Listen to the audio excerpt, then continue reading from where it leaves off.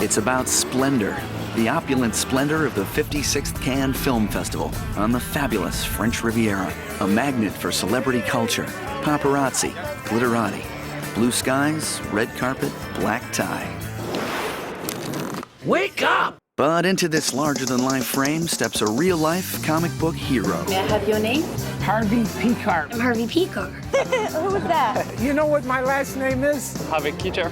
Harvey Pecker. P-E-K-A-R. Who is Harvey Pekar? Harvey is the central figure in an award-winning new film called American Splendour. After the film won the Jury Award at Sundance, we followed Harvey to Cannes on the road to the film's theatrical release. American Splendour is the story of Harvey Pekar, who's been documenting his life in underground comic books for decades, a comic book called American Splendour. He works as a file clerk in Cleveland. He's kind of an anti-superhero. Although the film features Paul Giamatti as Harvey Pekar and Hope Davis as wife Joyce Brabner, the real Harvey, Joyce, and daughter Danielle also appear in the movie, along with their two-dimensional comic counterparts. Now, the Pekars have come from Cleveland to Cannes to take a little ride on the road to Splendour. It was kind of strange for me. At 63 years old, I finally made it to Europe. And I wasn't all that thrilled about it. You can't even breathe. You know, what the hell? What these people are spending on me, I figure I can put up with a little bullshit. Is that you, really? Is that me, really? No, that's a picture of me. They haven't got a clue as to who we are. Huh? Harvey is played by an actor, Paul Giamatti. He's Harvey. They didn't know who I was. No wonder he didn't react. You're from Croatia? Yeah. I'm from Cleveland. Harvey doesn't speak Croatian. Pekar, Pekash, Pekash. What do you think of the French? They do a wonderful job on my laundry. How does it feel being the center of attention? I don't give a shit. Such brilliant repartee. Harvey, do you want to meet Jean-Claude Van Damme? I can't see him, sure. How do you like your little dip in the celebrity culture pond? I could care less. We all took showers. Standing on the red carpet didn't really mean a whole lot to me. Harvey doesn't know what the red carpet is. I'm happy. We had a really great screening tonight. It was the big premiere here at Cannes. They seemed to really love the film. They wouldn't stop clapping at the end, and it was great because Harvey Pekar and Joyce Brabner and Danielle were there. How did it go? Went real well. It was a wonderful night, you know. They were standing up and clapping for us, and I was signing autographs and stuff. I was so worried I was going to fall and trip. The world has finally discovered who the real movie stars are. But I think I actually blew off paparazzi. It's Danielle and Harvey and Joyce. Woo! What can I say? People are on my side. The French love Harvey, and you know He's the new Jerry Lewis. Illusions of grandeur. In the end, both audiences and critics embraced American Splendour as it went on to win the coveted International Critics Award. But as they all gear up for the film's upcoming theatrical release, American Splendour is going to be opening up in theaters on August the 15th. Harvey's journey continues on the road to Splendour.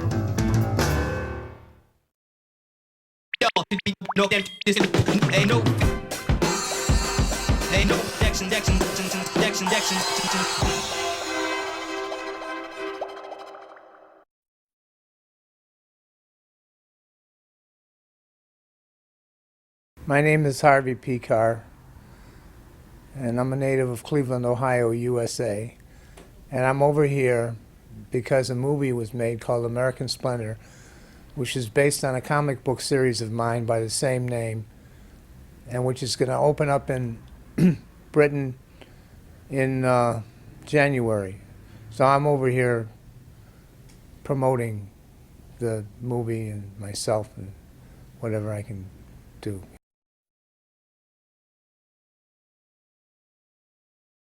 I have been trying for a long time to get a film made out of it so that I could have some extra money for my old age, which is here now. I pretty much had given up hope of it ever being made into a film until just recently when it was.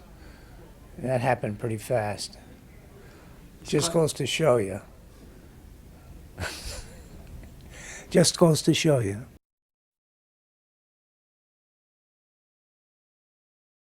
it's really hard. People didn't want to spend any money on my on a film based on my work because it didn't seem like it would be very profitable. At any risk, they would be taking a chance, to spend even a few $1,000,000 on a on a book that a lot of people think is depressing, and that I'm depressing and a curmudgeon, and so somebody wanted to do it, so we did it.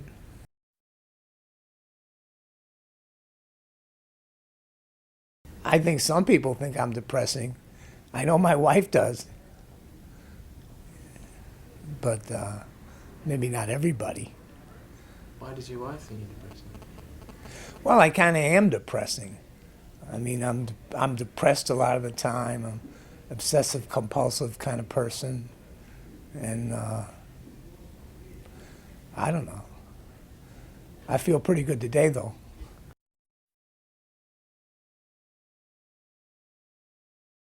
The comic is a autobiographical comic book about my life since, well, I write about all periods of my life, but I started doing alternative comics in 1972, and in 1976 I decided to publish my own, which was American Splendour, which I did for about 15 years. Published my own, I mean. Then I got cancer, and I was too sick to publish it, so somebody else published it. And since then, someone else has published it. Yeah. So it's about quotidian life in the Rust Belt, where I live. You know what the Rust Belt is? Rust Belt is sort of like what I've heard the north of England is like. It's like, a bunch of burnt out industrial towns. Cleveland was primarily a steel manufacturing city. It made a lot of auto parts, but it's lost out a long time ago to Japan and other places like that. So the cities a lot of them are kind of falling apart, rusting, so to speak. So they call it the Rust Belt. And the cities are in the Midwest and in the Northeast. Another Rust Belt city would probably be Detroit.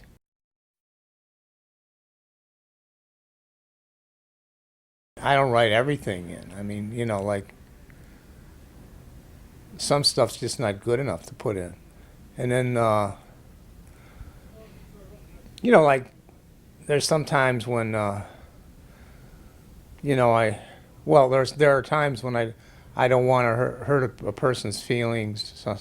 Sometimes I will change the name and appearance of the person, but sometimes I just simply won't write about it. And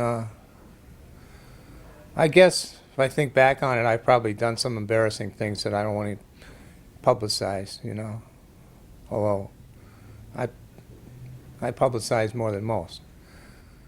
How embarrassing has it got to be for you not to publicise it? I can't tell you. I can't tell you that. I can't tell you that, see, because we're on TV. It'd be defeating my purpose. So I'll just have to remain cloaked in mystery.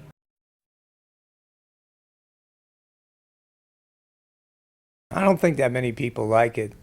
I don't think they understand it. First of all, it's not the people that might like it. A lot of people that might like it don't get a chance to read it because it's not distributed in general bookstores for the most part. It's just distributed in comic book stores. And most comic book fans like superhero stuff, and they like escapist kind of stuff. And mine is just the opposite, Although, recently a graphic novel won the Guardian Book Prize for the first time ever. So maybe you were like just a trailblazer, or... Well, I mean, you can cite isolated things. It's, recently a comic book did this, recently a comic book did that, but it doesn't really amount to much. I mean, if you look at the overall picture, comic book sales are down, and it's not a real healthy scene. I don't see a lot of good stuff coming out, especially from the alternative comic book area where, which is about the only thing that could save comics. I mean, most comic books I just write off, like Marvel and DC comics. It's just kid stuff. I quit reading that stuff when I was 11 years old. There are good people out there that still work in the medium, but there's not as many as need to be working in the medium, and some of them are just plain discouraged. They've done stuff. They've done a lot of good stuff. There's a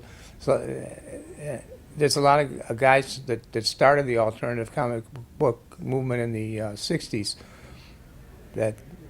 and are really great, and you hardly ever see their work or never see their work anymore.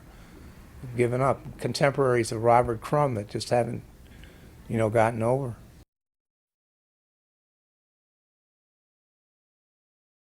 It would have helped, but as it turned out, it wasn't that bad. I mean, I in a way, having a variety of artists depict me sort of makes the book kind of more interesting. Like you can assign, stories to artists based on their ability and or their styles, and so like if I wanted to do a funny kind of comic, I would maybe ask a guy with a cartoony style to do it, or if I wanted to do something that was real grim, I'd ask a guy with a realistic style to do it or something like that. So, and I do some of the things that are generally thought to be done by the guys who draw. Like I lay out the stories. I just use stick figures. I use a storyboard script. I just take a piece of paper and divide it up into squares or rectangles or whatever, and I use stick figures, and I put in thought balloons and speech balloons, and I put in captions, and I put in instructions to the artist, and I know pretty much what I'm going to get too from many of these artists. I've been working with them for years, so I got a pretty good idea what their work is going to look like.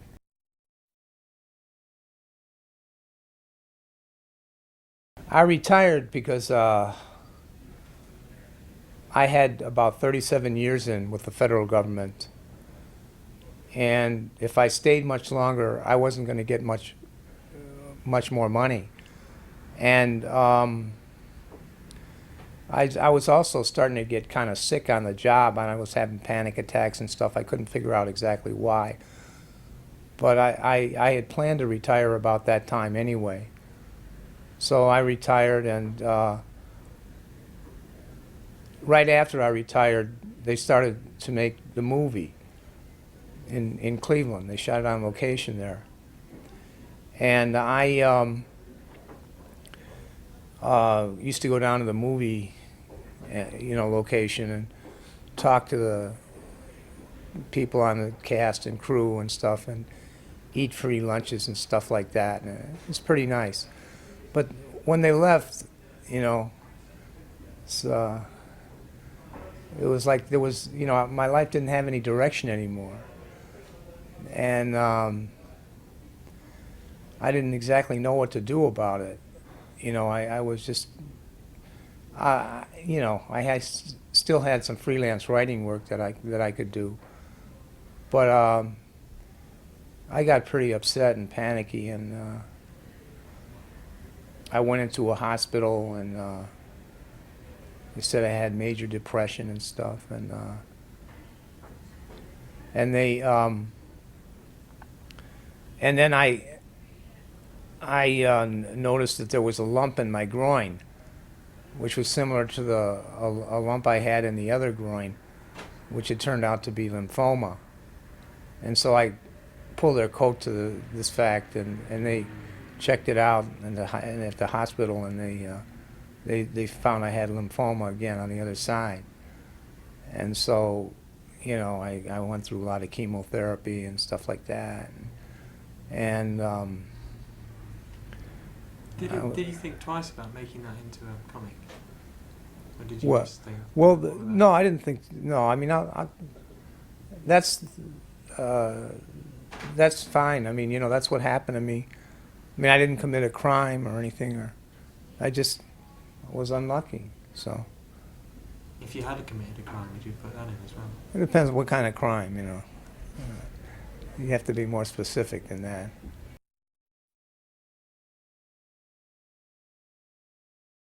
I think you should go and see the film. I guess the main reason would be because it indirectly enriches me a little. But it got a lot of awards. If you don't want to believe me, it's a real good film. It's real innovative. They use, for example, they use kind of a mix of styles. They use documentary style, and they use like regular narrative storytelling, and they use animation in it, and they use photography of still comic book pages, and they also do like multiple casting, I guess you'd call it, where more than one person will play a character in the story. Like Paul Giamatti plays me, but I'm in there too. So you have a couple of and then there's another guy that plays me in a play that's being watched by Paul Giamatti. So there's yet another level there. Many levels this film has, many levels. If you like to contemplate things like that, you know, you might want to see it, because it'll keep you thinking and wondering, scratching your head. But I think there's some excellent acting going on in it. I think Paul Giamatti's already won, you know, some prizes. And like I say, if you don't take my word for it, it won the Sundance Award, and it won an International Critics Award in Cannes. It won an award in Edinburgh, and it won an award, another award in France, in Deauville, at a festival there, and it won a New York award, something, I guess, and it won. I was told it, but I wasn't there. And it won an award in Montreal for being the funniest. It was at a comedy festival, and it was I guess considered the funniest film of the year or something like that. Anyway, that was a big thing for me, because now when I'm in a room with Rodney Dangerfield or somebody like that, I can look him right in the eye, you know. I don't have to be shy or anything about it. A man of those tremendous accomplishments.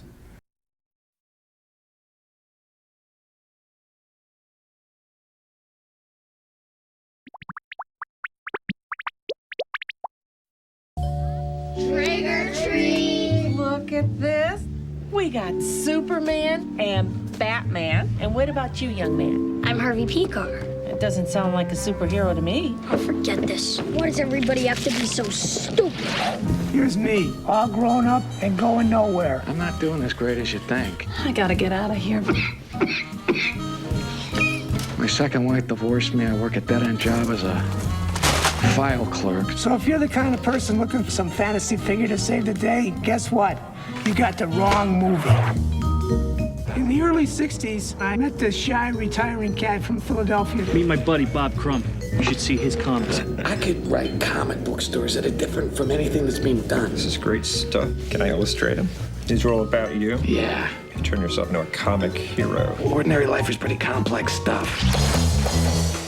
what happened to the new American Splendor? I think we sold them. Why does everything in my life have to be such a complicated disaster? I think you and I got a lot in common. I don't really know what to expect. The way Crumb draws you, you have all these wavy, stinky lines. Those are motion lines. I'm an active guy. Hey, are you Joyce? Hey, Harvey. She might as well know right off the bat I had a vasectomy. I have all these food allergies, self-diagnosed anemic degenerative illness. Wow, you're a sick woman. Not yet, but I expect to be. I think we should skip the whole courtship thing and just get married. From off the streets of Cleveland, please say hello to Harvey Picar. You're Harvey Picar. You're famous. Son, you done good. You're the embodiment of the American dream. I never felt more like a sellout hack in my life. I'm still a file clerk. I have always been a file clerk. Would you get me some water and a few aspirin? What, you got a headache? No, but I want to avoid one.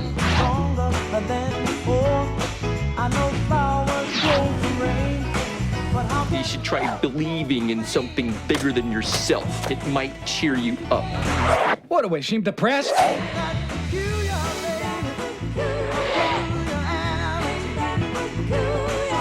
Paul and I have agreed to never work together again because we can't even look at each other at this point. Look, before we get started with any of this, you might as well know right off the bat I had a vasectomy.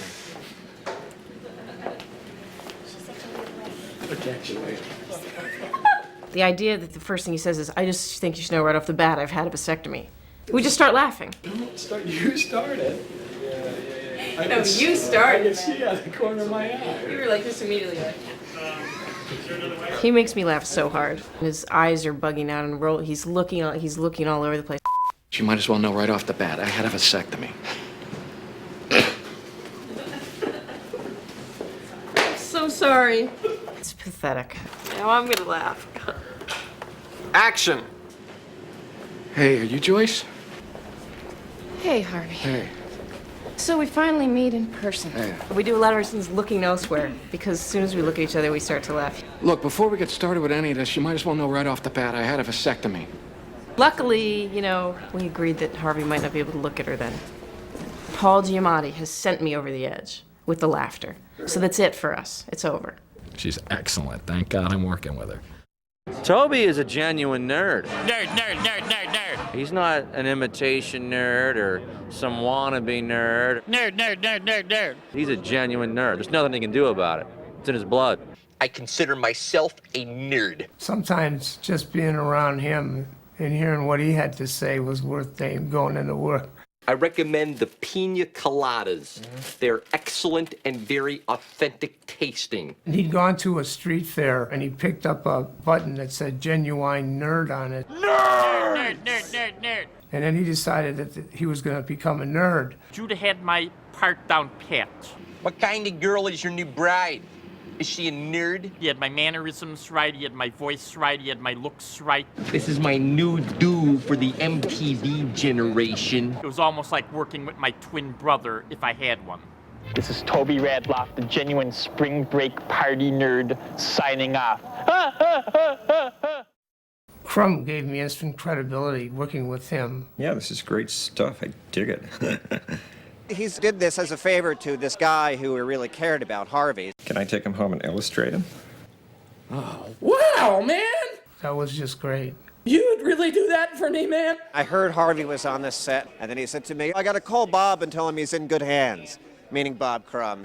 I called him a few months ago to tell him about this movie because he's portrayed in it. You know, it's Robert Crumb, the character in a movie. It's not necessarily Robert Crumb, the man.